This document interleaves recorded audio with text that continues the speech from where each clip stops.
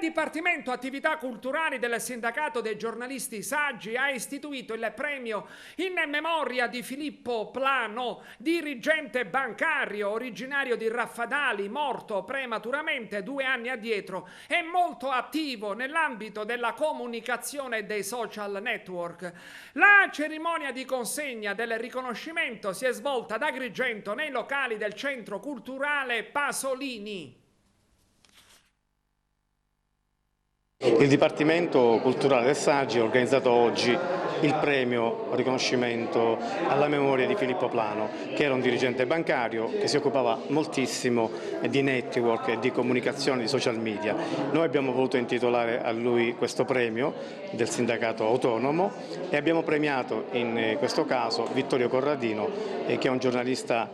pioniere delle pagine economiche in Sicilia, e Nino Amadore, che è il responsabile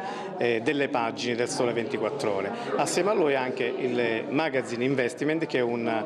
redazione di giovani giornalisti milanesi che si occupano sia di credito bancario che di banche e comunque di economia. Ed è un momento che noi riteniamo importante per quanto riguarda le attività del sindacato autonomo Saggi, che già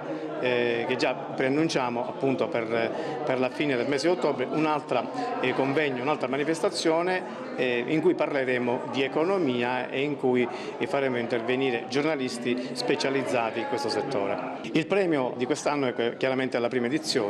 La prossima manifestazione del premio Filippo Plano noi lo terremo l'11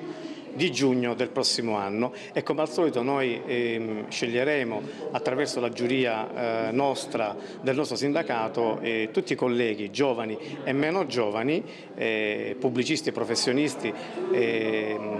coloro che lavorano nel web, che si occupano proprio di queste tematiche specifiche. Io e i membri della mia famiglia siamo profondamente commossi e ringraziamo il sindacato Saggi e in particolar modo il segretario Nino Randisi per aver voluto riconoscere a mio padre il merito di essere operativo a livello comunicativo sia con i vecchi media che con i nuovi media, in particolare con i media di nuova generazione, social network. Ovviamente ci è stato riferito che l'evento si ripeterà l'anno prossimo, l'11 giugno, e noi faremo di tutto per un'ottima riuscita anche del prossimo evento. Ai miei colleghi come lui